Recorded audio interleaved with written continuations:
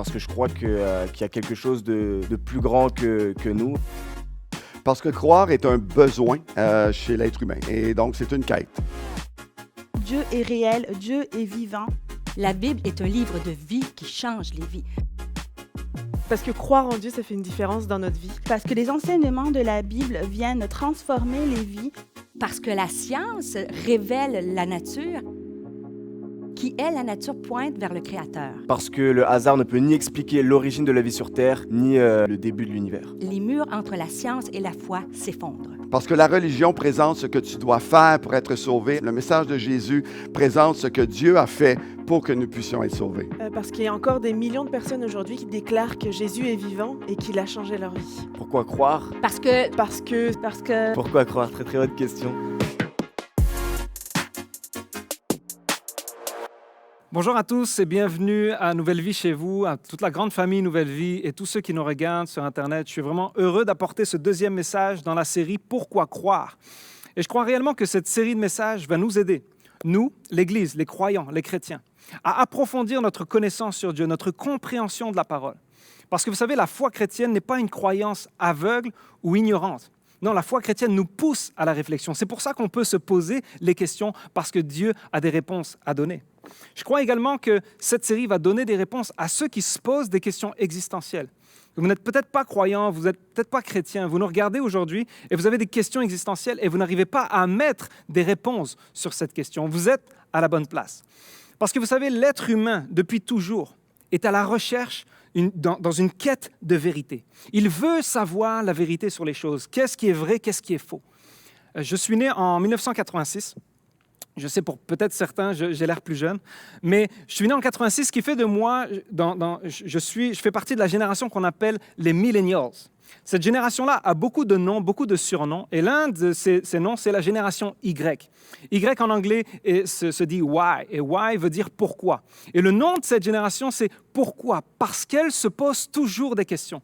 Elle remet en cause les choses qu'on fait. Pourquoi on fait comme ça? Pourquoi on ne changerait pas? Qu'est-ce qui est vrai? Qu'est-ce qui est faux? J'ai jamais vu en ce moment autant de reportages, autant de documentaires sur Netflix, YouTube, sur les réseaux sociaux. Des reportages qui proclament avoir la vérité, dire la vérité sur tel ou tel scandale, la vérité sur les conspirations gouvernementales, la vérité sur le 9 septembre, la vérité sur est-ce qu'on a réellement marché sur la Lune. On est toujours à la recherche de qu'est-ce qui est la vérité et qu'est-ce qui est faux. On cherche des réponses. Mais ce que j'ai remarqué, c'est ce qui est aussi paradoxal, c'est qu'on cherche la vérité sur tout ce qui se passe autour de nous, mais dès qu'on arrive à une question de foi, de Dieu, de spirituel, beaucoup de personnes font un pas en arrière en disant « Oh, ça là, je ne pense pas qu'on pourra un jour connaître la vérité. » Il y en a tellement beaucoup qui disent avoir la vérité qu'on ne pourra jamais savoir qui dit vrai. Ou « Ah oui, je sais qui dit vrai. Tout est faux. Tout ce qui est religieux, tout ce qui est spirituel, tout ce qui est de Dieu est faux. » Et vous êtes peut-être en ce moment en train de vous poser la question « Mais qu'est-ce qui est vrai du faux ?» Et puis peut-être vous êtes là aussi influencé par la pensée relativiste, de dire « Il n'existe aucune vérité absolue. » Cette pensée-là, notre société est beaucoup sur cette pensée-là en disant « Il n'existe aucune vérité absolue. » Personne ne peut prétendre dans l'humanité avoir ou connaître la vérité absolue. Ce qui est intéressant et aussi paradoxal avec cette pensée-là, c'est que si tu crois à cette maxime qui résume cette pensée relativiste, « Il n'existe aucune vérité absolue », c'est que si tu crois que ce que tu dis est vrai, alors tu dis que c'est faux, parce qu'elle est auto-contradictoire. S'il n'existe aucune vérité absolue, alors ce que tu viens de dire est en fait faux. Il existe une vérité. Nous sommes tous à la recherche de la vérité. Et vous savez, la foi chrétienne, et c'est pour ça que je suis là aujourd'hui, la foi chrétienne se base sur le fait que Jésus-Christ est la vérité. Jésus-Christ est le Fils de Dieu. Jésus-Christ est venu vivre sur cette terre il y a 2000 ans et il a vécu une vie parfaite. Il a été le seul à vivre une vie parfaite, sans péché, à aller mourir jusqu'à la croix pour pouvoir nous donner sa vie. Il est mort pour nous donner sa vie et il est ressuscité 3 jours après et il est encore vivant aujourd'hui. Et c'est ça la foi chrétienne. Nous croyons en la vérité et son nom est Jésus-Christ. Et c'est le titre de mon message aujourd'hui. On va voir pourquoi croire que Jésus est la vérité. Jésus lui-même le dit dans Jean 14, 6. Jésus dit « Je suis le chemin, la vérité et la vie. Nul ne vient au Père que par moi. » Jésus n'a pas dit « je suis une des vérités » ou « j'ai une partie de la vérité ». Non, il dit « je suis la vérité ». Vous allez me dire, mais la vérité sur quoi? Jésus est la vérité sur tout. Sur la réponse, en fait, il est la réponse sur Dieu, sur qui est Dieu. Il est la révélation de Dieu, il est le sens de la vie. En Jésus, nous trouvons le sens de la vie, nous trouvons les réponses sur nos questions existentielles. Pourquoi nous sommes ici? Où nous allons après la mort? Quel est le sens de cet univers? Jésus est en fait la réponse à toutes nos questions. Et on va regarder ensemble, j'ai 3 points pour nous aujourd'hui. Pourquoi croire que Jésus est la vérité? Le premier point que j'aimerais qu'on regarde ensemble, c'est que l'histoire l'atteste. Pourquoi croire que Jésus est la vérité? Car l'histoire l'atteste. Vous savez, il y a nombreux écrits historiques qui parlent de la vie de Jésus, sa naissance miraculeuse, la vie de Jésus, les miracles qu'il a accomplis, la mort qu'il a subie à la croix et sa résurrection 3 jours après. Mais certains, encore en 2020, pensent et disent que Jésus n'a jamais existé. Ils disent que c'est une fable, que c'est un mythe, qu'au fur et à mesure des générations, il y a une légende sur Jésus, sur les disciples et la foi chrétienne qui s'est montée un peu, de génération en génération. Mais c'est faux. Il y a de nombreuses preuves historiques, en commençant par la Bible. Je sais que là, certains sceptiques vont me dire, non, la Bible ne peut pas être une source crédible et historique. Mais pourquoi? Certains pensent que la Bible, c'est juste un livre écrit par un homme, ou alors même certains croient que c'est écrit directement de Dieu, que nous l'avons reçu comme ça. Non. La Bible a été inspirée de Dieu. Elle est parfaite, mais elle a été écrite par des hommes, inspirée de Dieu, écrite par des hommes sur plusieurs milliers d'années, par plusieurs centaines de personnes. Il y a quelque chose qui est fort parce que dans les évangiles, la deuxième partie de la Bible, les évangiles qui sont Matthieu, Marc, Luc, Jean, parlent de la vie de Jésus. Mais ces écrits-là sont historiques. Certains vont dire non, c'est pas assez, ça nous prouve pas assez l'historicité de Jésus. Bien sûr que oui, parce que le Nouveau Testament est historique. Le Nouveau Testament parle de la vie de Jésus. Il parle même des témoins oculaires qui ont vu Jésus, qui ont marché avec lui, qui l'ont vu mourir et qui l'ont vu ressusciter.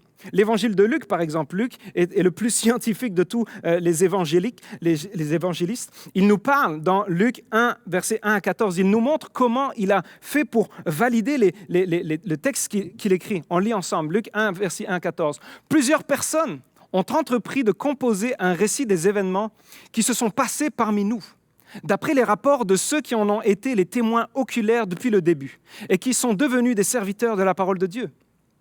J'ai donc décidé à mon tour de m'informer soigneusement sur tout ce qui est arrivé depuis le commencement et de te l'exposer par écrit de manière suivie, très honorable Théophile. C'est une lettre qu'il écrit à Théophile. Ainsi, tu pourras reconnaître l'entière véracité des enseignements que tu as reçus. Luc est en train de dire que tout ce qu'il est en train d'écrire a été méticuleusement, soigneusement vérifié. Et les évangiles sont des sources fiables historiques.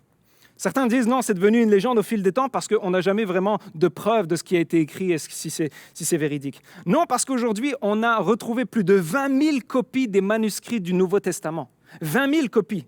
Les plus anciennes copies retrouvées datent seulement d'une dizaine d'années après leur rédaction, du 1er siècle. C'est incroyable. C'est que la conservation des textes dans leur intégrité est en fait totale.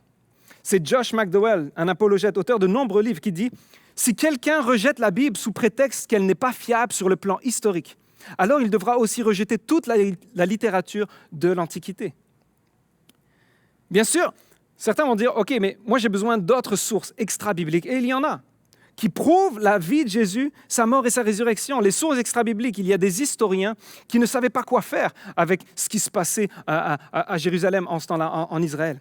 Ils étaient en train de décrire ce qui se passait dans l'Empire romain. On voit l'historien romain Tacite. Il est en train de dire, il se passe quelque chose d'incroyable parce que depuis que Jésus-Christ est venu, il y a eu des croyants qui ont commencé à changer de religion. Il parlait des Juifs qui devenaient chrétiens.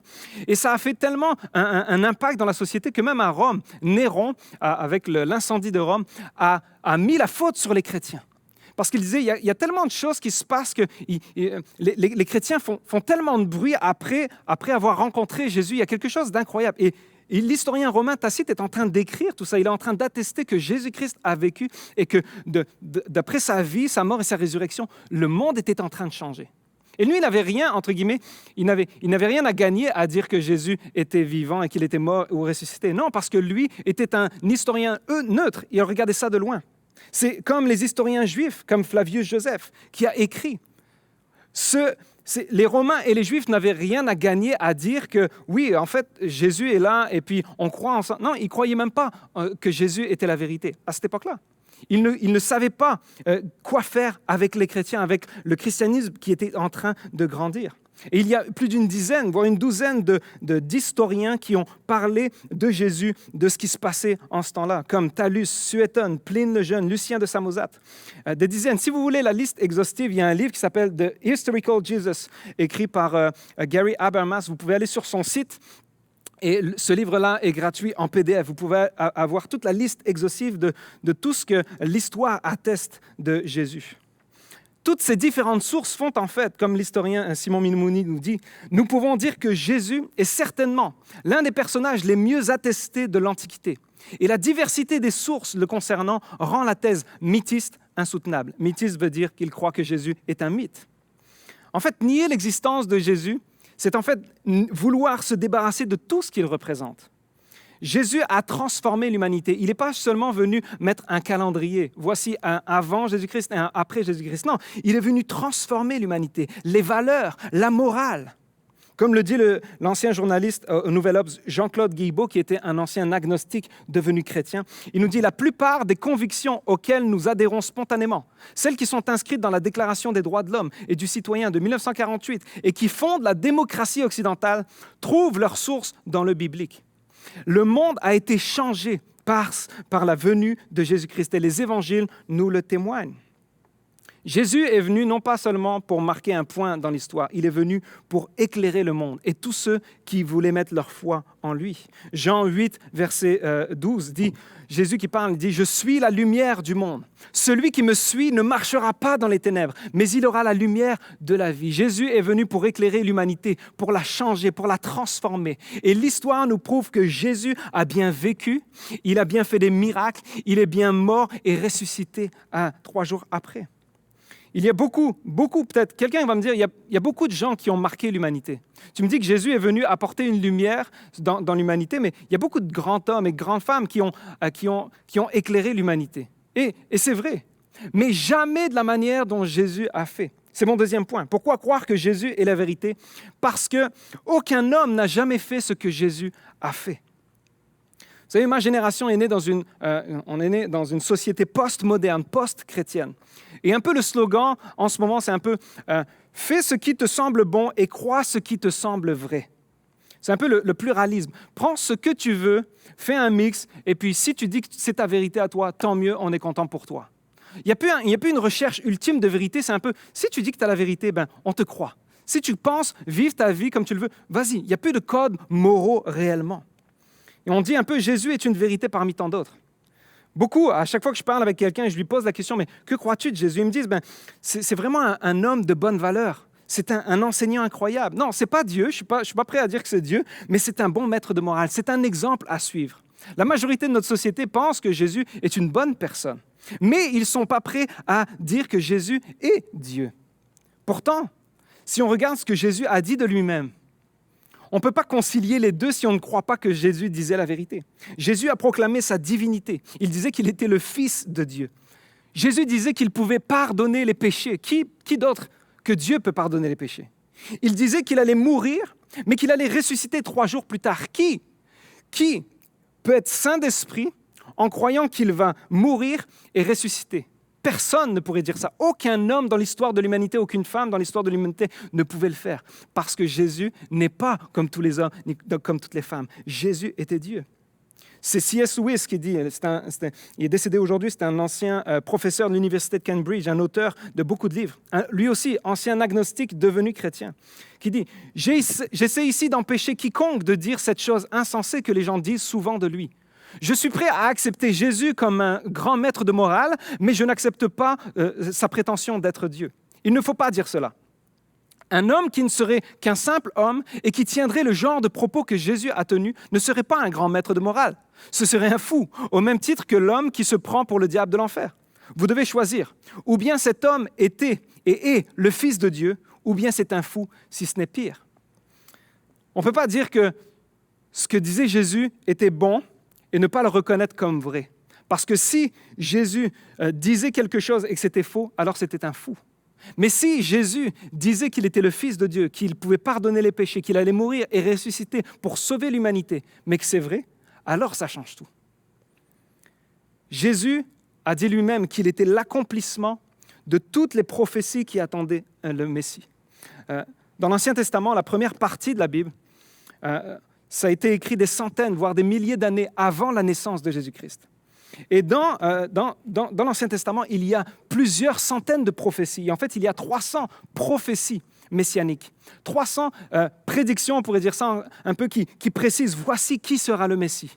Et ce n'est pas des prophéties larges comme « voici, il viendra, il sera vêtu de… » Non, c'est des prophéties exactement précises. Autant que, on va regarder les prophéties sur Jésus, les prophéties messianiques. Il sera juif.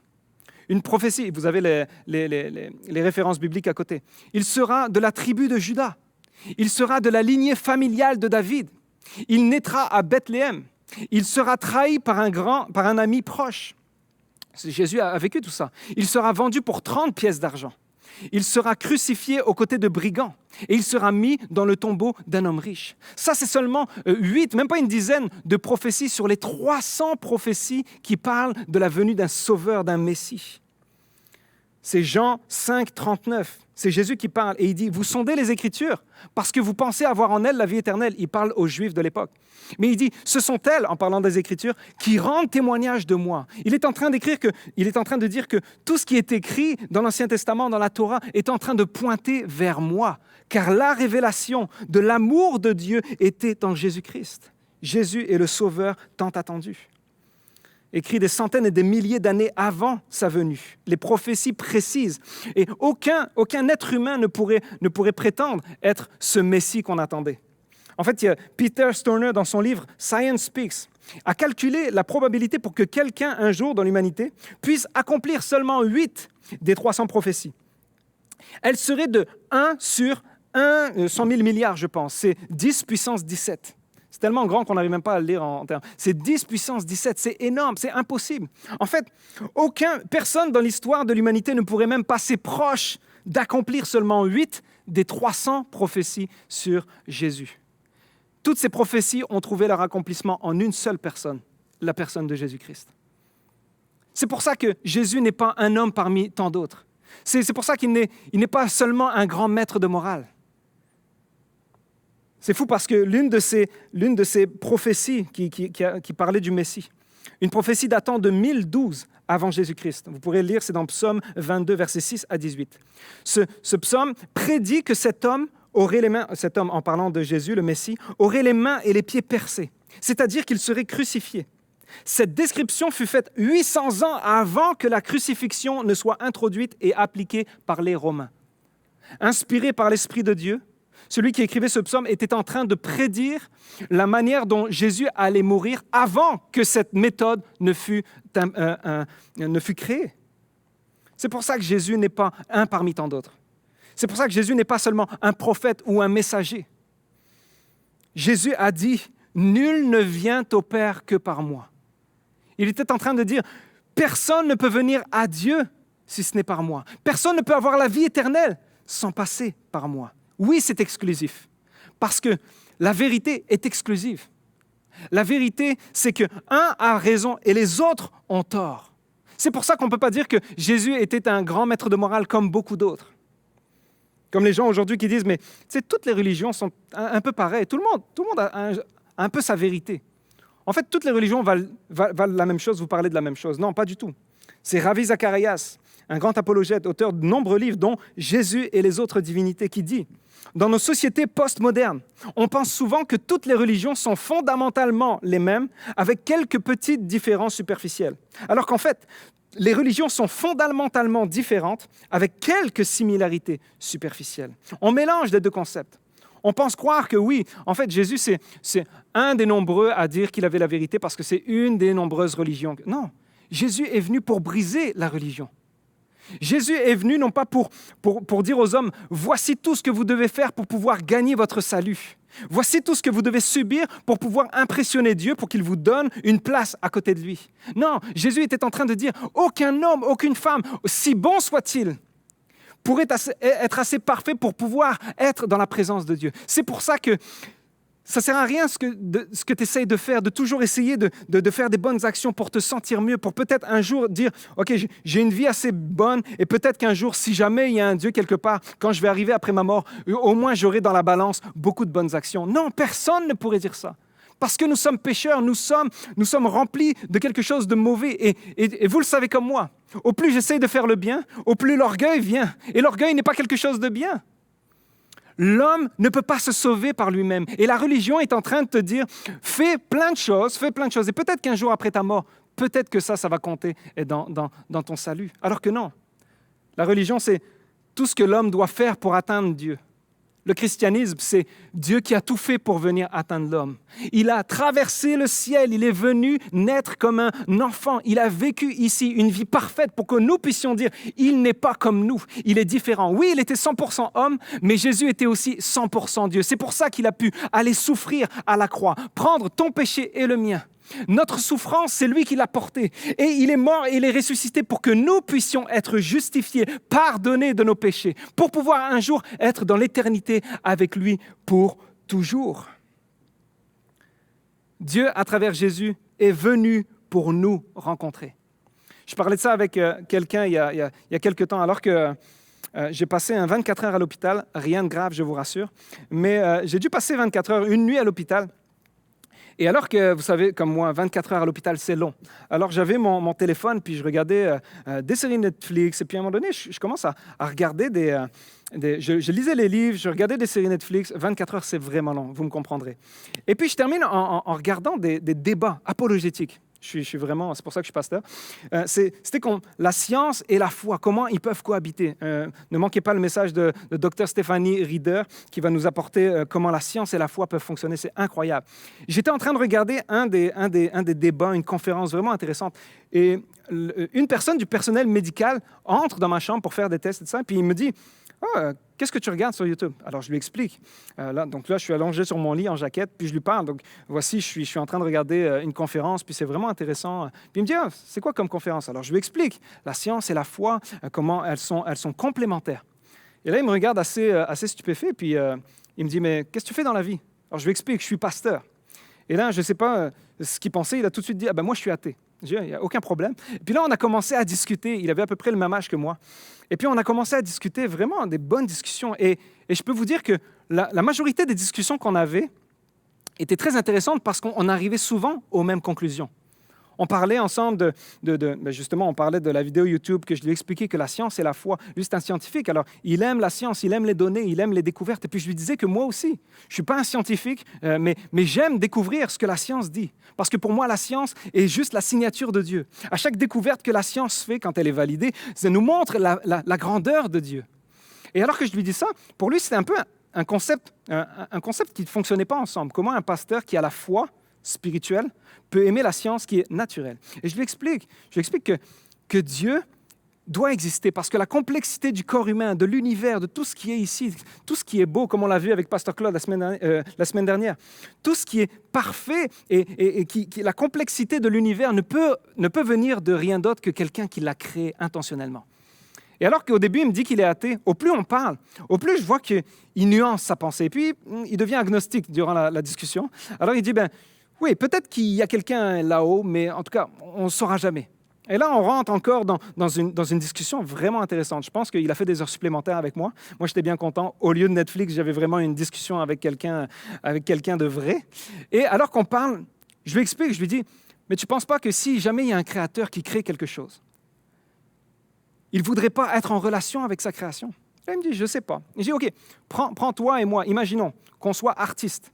Si moi, je suis un peintre, et que je t'invite chez moi et que je te dis, hey, que penses-tu de ma peinture? Et que tu la critiques en disant, j'aime pas du tout, c'est vraiment laid. Qu'est-ce que tu crois que ça va me faire? Et il dit, ça va te vexer.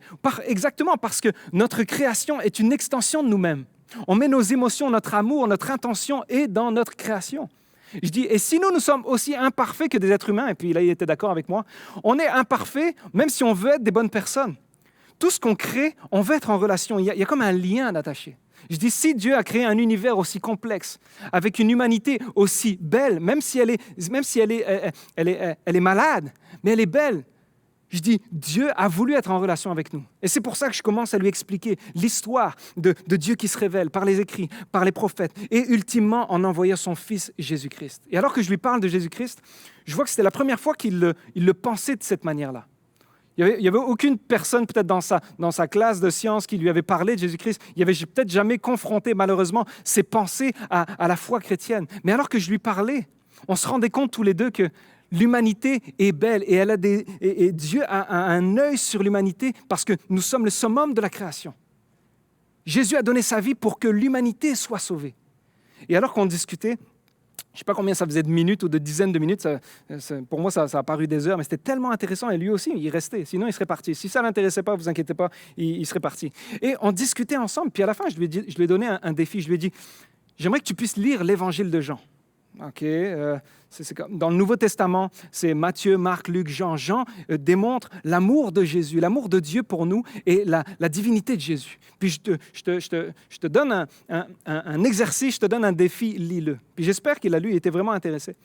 Puis je lui dis en même temps, tu sais, puis je vous rappelle, je suis sur mon lit d'hôpital en jaquette bleue, OK? Super contexte pour embarquer dans un débat théologique. Mais en tout cas, je me disais, toute occasion est bonne. Alors je lui dis, regarde, il y a un des livres qui, pour moi, a vraiment fortifié ma foi et m'a donné des réponses. C'est un ancien athée qui était un enquêteur, un journaliste d'enquête. Et il a passé 2 ans de sa vie après entendre que sa femme s'était convertie à Christ. Elle dit que sa vie a changé. Puis lui a dit, non, ma femme ne peut pas être chrétienne. Mais je vais lui démontrer A plus B que sa foi ne tient sur rien. C'est un homme qui s'appelle Lee Strobel. Et il a écrit de nombreux livres, dont The Case for Christ en anglais. En français, c'est Jésus, la parole est à la défense. Et je lui dis, il y a un film qui a été fait sur lui. Il est disponible sur Netflix, sur iTunes. Il s'appelle Jésus l'enquête. Et c'est vraiment un film qui trace, tiré d'une histoire vraie, tiré de l'histoire de Lee Strobel. Et je lui explique parce que pour moi, ça a été une révélation de lire ce livre. Je lisais les évangiles, mais de lire la vie de Lee Strobel qui essaie de démontrer par A plus B que le christianisme ne tient à rien, que c'est un château de cartes. En fait, il va essayer de concentrer ses recherches pour expliquer que la crucifixion et la résurrection de Jésus est faux. Que si Jésus est mort, il n'est pas ressuscité. Ou en fait, si on croit qu'il est ressuscité, c'est parce qu'il n'est pas vraiment mort. Et alors que je parle avec lui, je lui explique que pendant 2 ans de sa vie, Lee Strobel a essayé d'aller voir les plus grands savants, les plus grands experts. Pendant 2 ans, il a étudié, il a lu les manuscrits anciens, les gens qui disaient que ce n'était pas vrai, les gens qui disaient que c'était vrai. Et il a fait une enquête, parce que c'était un journaliste d'enquête, il a fait une enquête pendant 2 ans. Il a regardé pour avoir la conviction que l'exécution n'était pas vraie. Il voulait la confirmation que Jésus n'était pas mort. Et il s'en est rendu compte rapidement que les experts disaient « Personne ne peut survivre à une crucifixion romaine. » Parce que le Romain qui était en charge de tuer, de crucifier le voleur, le brigand, perdait sa vie si jamais si c'était pas le crucifié qui mourait, c'était le Romain qui était en charge qui mourait. Alors vous inquiétez pas, ils étaient certains que la personne était bien morte. Donc il y avait une confirmation que Jésus était bien mort. La première chose qu'il veut essayer de prouver, ça ne fonctionne pas. Il va essayer ensuite d'avoir les preuves écrites. Il va se dire, c'est certain que la foi chrétienne a dû se monter comme une légende des centaines d'années après. Donc, si on voit que les manuscrits les plus anciens sont très loin dans l'histoire, on peut dire, regarde, il y a eu un tel gap qu'il y a une légende qui s'est formée. Et il se rend compte que dès les premiers mois après la résurrection de Jésus-Christ, les preuves écrites étaient déjà connues de toute la communauté. Il y avait un credo qui était dit que Jésus était mort, Jésus était enseveli dans un tombeau, mais que Jésus était ressuscité et que des gens l'avaient vu, avaient côtoyé Jésus pendant plusieurs semaines avant qu'il soit élevé vers le Père. Et c'est là où, là encore, il voit que la preuve écrite, ce n'est pas une légende, c'est impossible. Il y a un côté où Jésus est mort et les gens étaient assez d'accord ensemble pour dire « Waouh, il y a quelque chose qui a pris place » et les gens qui étaient même des sceptiques sont devenus croyants en voyant Jésus qui était ressuscité. Ensuite, il essaye de regarder sur « OK, s'il est mort, Et si les gens attestaient qu'il était mort, c'est que sans doute, ils ont été volés son corps dans la tombe. La tombe n'était pas vide, en fait. Les disciples l'ont vidé. Il y a quelqu'un qui l'a vidé parce que c'est impossible. Son corps est quelque part. Et là, il va aller voir, puis les experts encore, il va voyager, il va essayer de déconstruire la foi chrétienne et puis de dire non, la tombe n'était pas vide. Et il va se rendre compte qu'en fait, personne ne comprenait la tombe. Ni les disciples de Jésus, ni les Juifs, ni les Romains. Les amis de Jésus ne comprenaient pas la tombe vide et les ennemis de Jésus ne comprenaient pas la tombe vide. En fait, tout le monde voulait voir Jésus dans la tombe. C'est même pour ça que le dimanche matin, les femmes, les disciples vont voir Jésus. Et là, ils trouvent le tombeau vide. Mais qu'est-ce qui se passe? Et eux sont en train de trembler. Mais où avez-vous mis le corps de notre Sauveur?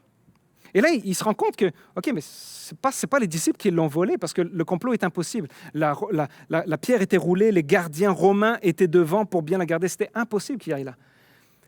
Mais la foi chrétienne a tellement explosé parce que les gens disaient « il est ressuscité, nous l'avons vu », qu'après les Romains se sont dit « si c'était un canular, les Romains et les Juifs auraient dit « non, regardez, on a retrouvé son corps, c'est pas vrai, il est vraiment mort ». Mais personne ne trouvait son corps.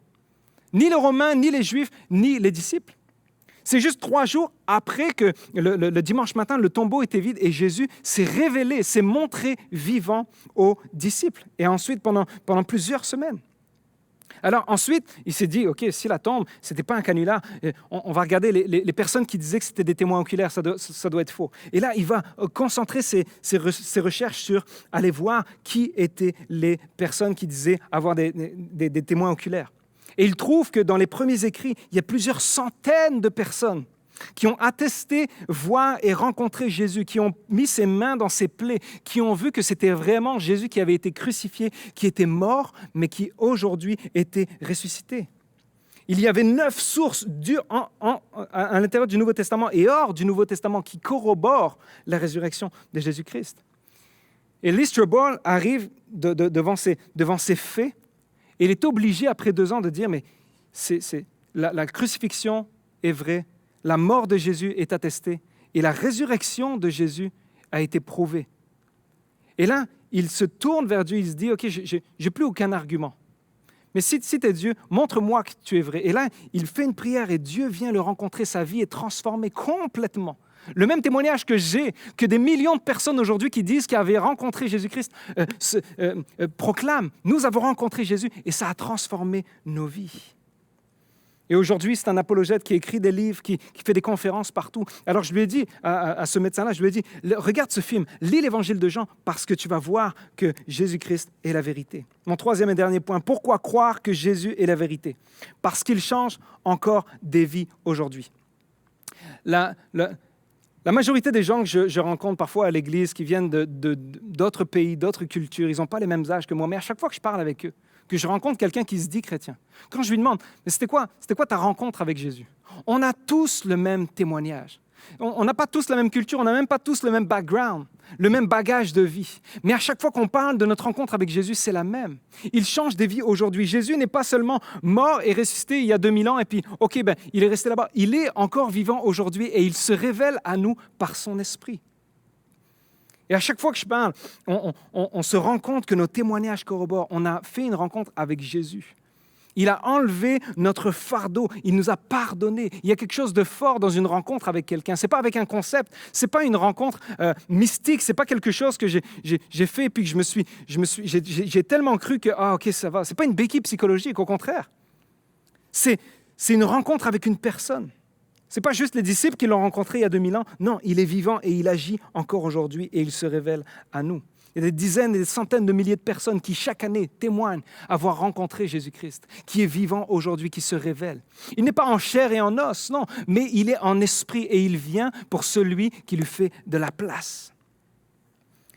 Il y a Jean 8, 31, verset 32, qui dit, c'est Jésus qui parle, il dit, « Si vous demeurez dans ma parole, vous êtes vraiment mes disciples. Vous connaîtrez la vérité et la vérité vous rendra libre. » C'est Jésus qui parle en disant, si vous demeurez dans ma parole, si vous comprenez que la Bible est la parole de Dieu, cette Bible-là, en fait, est la révélation de Dieu pour vous guider, pour vous montrer que je suis le chemin, la vérité et la vie. Si vous demeurez dans ma parole, vous êtes mes disciples. Vous connaîtrez la vérité. Jésus est en train de dire, la vérité, non, ce n'est pas impossible de la trouver, parce que je suis la vérité. Ce n'est pas un concept philosophique. Non, c'est une personne. La vérité se trouve dans la personne de Jésus-Christ. Le terme « connaître » en grec, quand Jésus parle, vous connaîtrez la vérité et la vérité vous rendra libre. Le verbe « connaître » n'est pas juste connaître intellectuellement, c'est le connaître intimement. C'est comme faire un avec la vérité. Ce n'est pas juste intellectuel. Et Jésus dit, si vous connaîtrez la vérité vous rendra libre. Et peut-être, là, il y a une question qui vient en disant, mais libre de quoi? Je ne suis pas esclave de rien.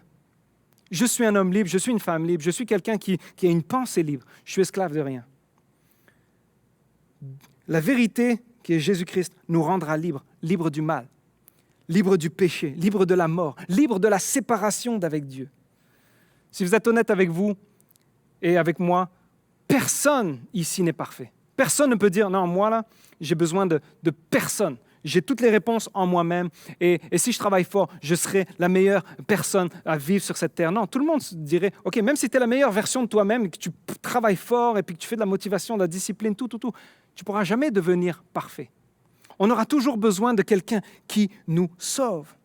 L'être humain ne peut pas trouver en lui sa propre solution parce que nous sommes notre propre problème. Et c'est pour ça que nous avons besoin de Jésus. Jésus est là et il veut nous donner une nouvelle vie. Jésus est là et il dit, je suis la vérité et si tu t'approches de moi, je m'approcherai de toi. Ézéchiel 36 dit, Dieu parle en disant, je vous donnerai un cœur nouveau et je mettrai en vous un esprit nouveau. J'enlèverai de votre être votre cœur dur comme de la pierre et je vous donnerai un cœur de chair. Dieu veut complètement nous changer, nous transformer. La meilleure vie est en lui. Vous savez, nous pouvons connaître la vérité, car la vérité s'est faite connaître à nous, dans la personne de Jésus-Christ. Et je termine avec cette histoire. Alors que je suis pasteur et je vais officier des mariages cette année, plusieurs mariages que je vais faire sont des jeunes que moi j'ai connus quand ils étaient adolescents. J'étais pasteur des adolescents pendant 10 ans.